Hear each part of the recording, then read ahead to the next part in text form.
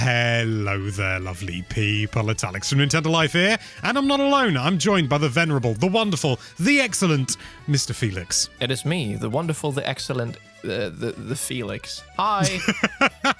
Yes, and we're just going to be having a bit of a chat about the Mario Kart 8 Deluxe Booster Course Pack Extra Deluxe Super DLC Pack. Basically, it's all done now. It's all done.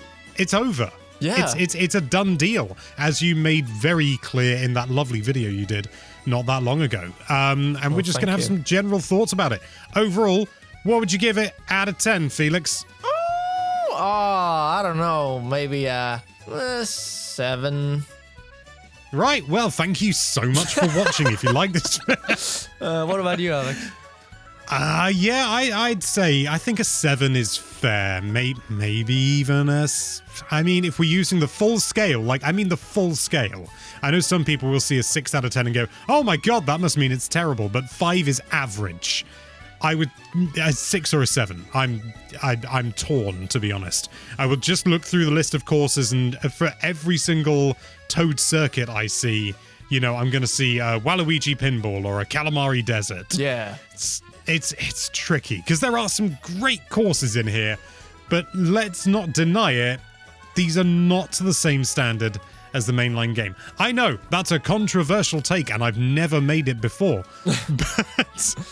but yeah. I don't think it's a bad take, because I feel what I find is really wild is that, people keep defending the art style and how it looks. Oh, but it's so many tracks, but it's like, yeah, but it's just not, when you just look at base 8, I don't know, it's really, really tricky, because we have some great tracks, but as you say, we also have some not so great tracks. So I think it's totally valid that you give it a 6. I'm still on a 7, because it is loads of courses.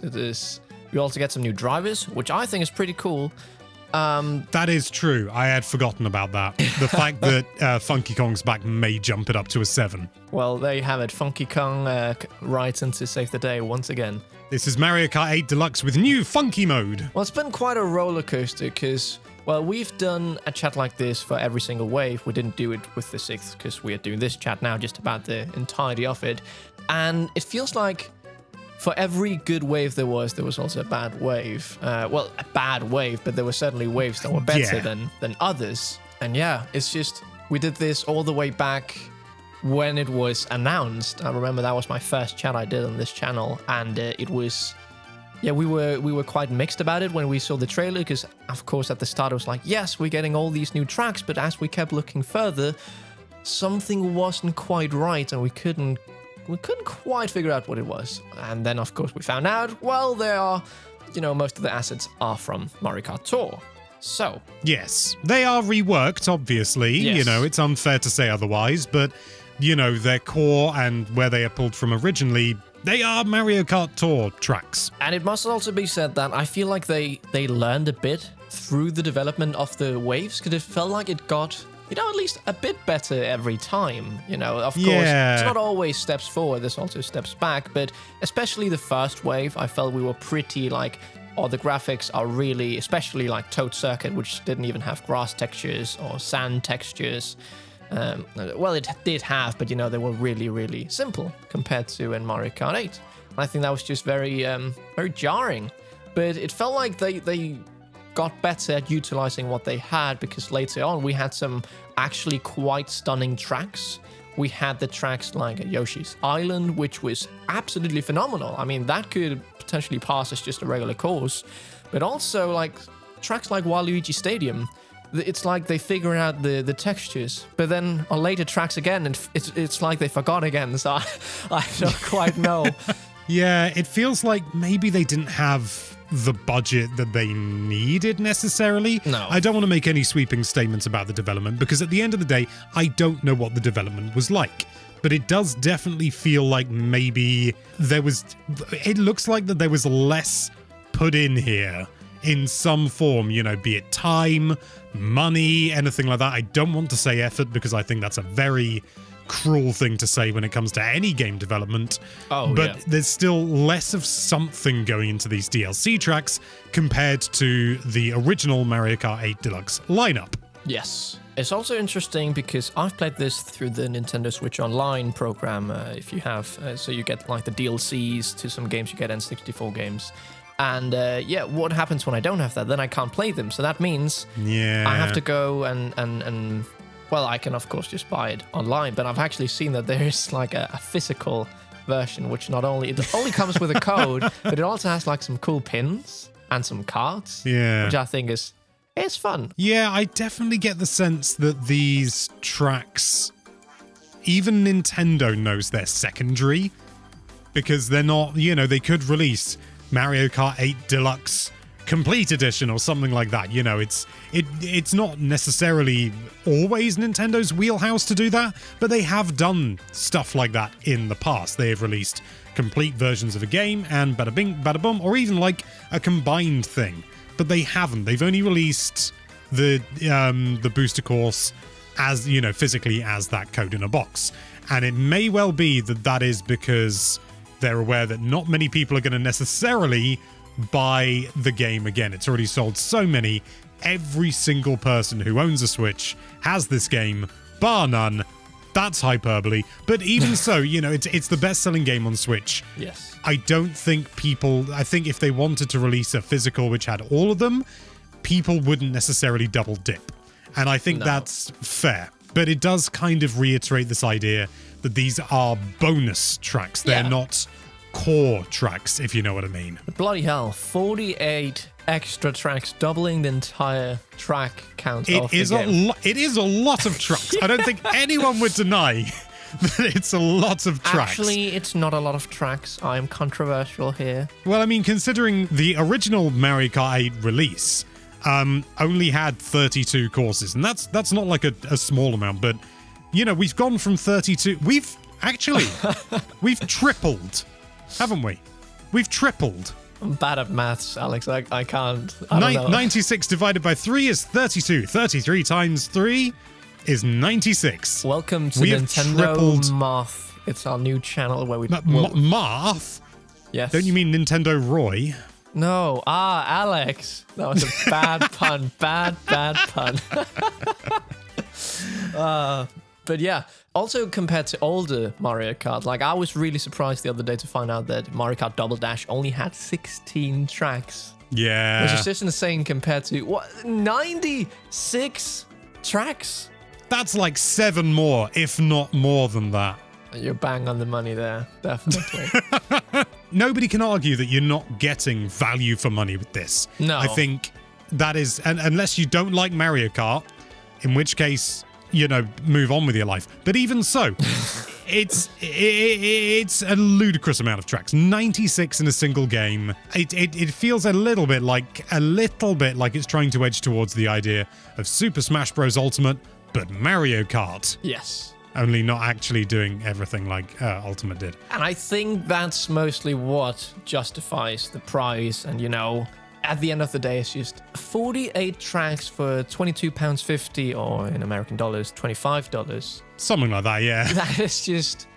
That's good value, I think, for so many That is tracks. good value. Yes. Yeah, that's less than £1 a course. You can't get better value than that unless you're playing Hollow Knight.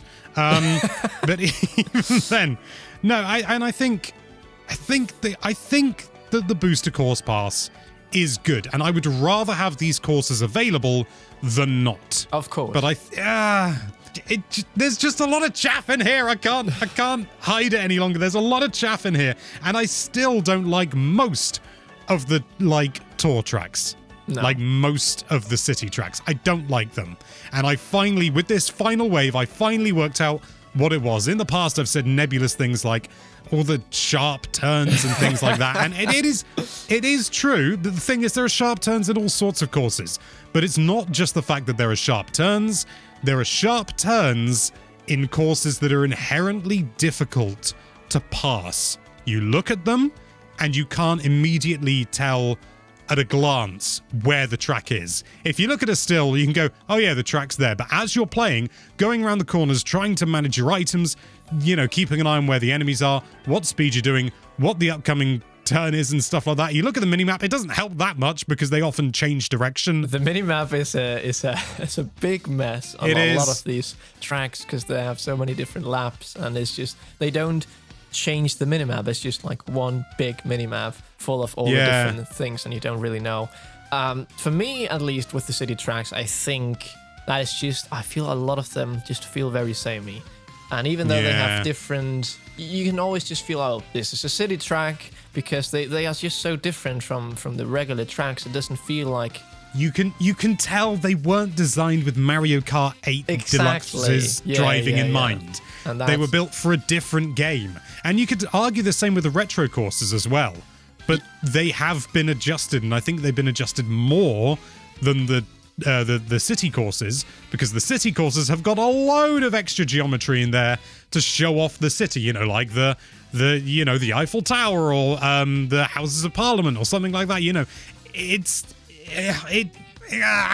I think that's why it feels a bit off, at least to some of us. I know some people think it's absolutely fine and it's just more tracks, but the reason it feels a bit off is because this was not designed for Mario Kart 8 in the first place. So that's why, all those fine tweaks that Nintendo normally does when developing a game, why their games just feels amazing, it's just a bit harder here because it was not originally made for that game. So yeah, I think it's Nintendo's own fault. They have set their own bar so flipping high when it comes to their quality. They have, at the end of the day, Nintendo's polish and their refinement for their games is almost unmatched in the industry.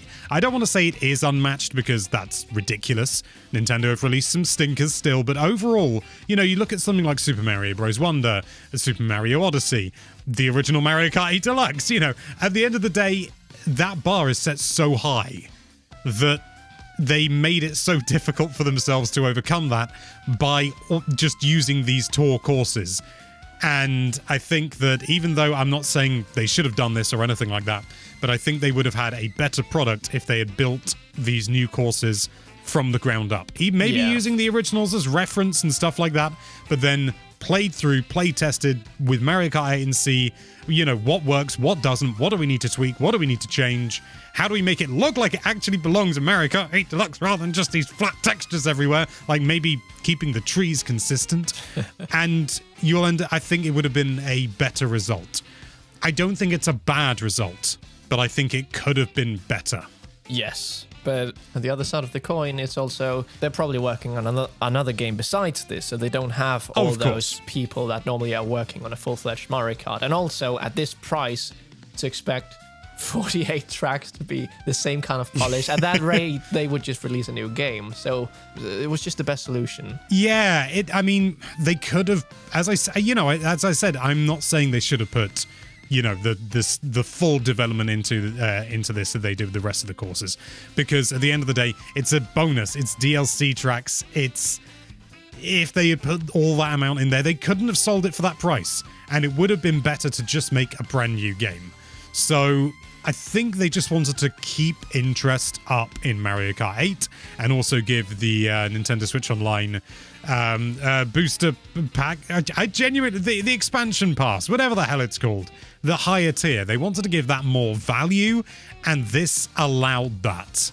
It bolstered both ends. It bolstered Mario Kart 8 Deluxe, it bolstered NSO, and as a result, I think that's what they wanted first and foremost, and you can't put the amount of money into that as you can with a full release that you will sell for £50, £40, $60, whatever. Yeah. But what would you say if you, sort of as a final thing, and no pressure, these don't have to be in any order or anything, but what are your top 5 tracks from the booster course pass? So, I think at least we have Mushroom Gorge, because that's just one of my favorite tracks, and it's really nice to have here again. Maple Tree Way, Waluigi Pinball, I also really liked. DK Summit, and the Yoshi's Island track, I think, are my favorites. You gotta have Yoshi's Island. That one's a banger. What about you, I have that one. I was going to say I have that in my top 5 as well. For me, obviously, Yoshi's Island is dead up there. That one's just a great course. Yes. And one instance where the art style being different is actually a benefit. I also really like Squeaky Clean Sprint. I don't know, I've always had a fondness for like micro machines, that kind of thing from back when I was a child. Yeah. And so, sort of like small things driving around something vaguely recognizable as a home. Always loved that. It's the same with Ribbon Road. Yeah. Also, Calamari Desert. I like what they did with that. They managed to change it up and do something different with it. And so it's a classic from my childhood, but they also managed to give it a bit of an old twist. DK Mountain, I really liked as well. I just like that it's actually quite a challenging course, but it's still fun at 200cc. It's really challenging at 200cc, but it feels fair. It's like, yeah, I've got to really slam on those brakes. And to all the people who have said in the past, oh, Alex, at 200cc, you've got to use the brake button. I do. I use it all the time. I use the brake button at 150cc. Anyway, finally, and this one surprised me, really surprised me. Oh. Rainbow Road Wii. I have not been a huge fan of Mario Kart Wii, just generally, but this is a time when I was really able to appreciate it. And again, it's not an easy course, but you can tell that it's a great one. And I don't know whether it maybe I just didn't give it enough of a chance back on the Wii because I didn't have one. But it's just a good course. Yeah. It's just a good Rainbow Road. And I love the 3DS one as well. That one's really good fun. But I think just because of how pleasantly surprising this one was, I've got to include it in my top 5. Well done. Also, the fact that you burn up in the atmosphere as you fall still, that's a really nice touch. It is nice that they included that. And it's also, it was just a good finish to the entire Booster Course Pass. Just like that little segment was a good finish to this video. Well, you're too kind. But what do you think? Do you like the Booster Course Pass? Do you think we're talking absolute nonsense with our reserved praise and overall above average but see me after class attitude? And let us know with a comment down below. Let us know what you think. But for now, thank you so much for watching. If you like this video, then why don't you boost towards that subscribe button? That was really the best I could do on the fly. And be sure to check out NintendoLive.com for all sorts of lovely Nintendo-related content. Thank you again for watching. Bye-bye.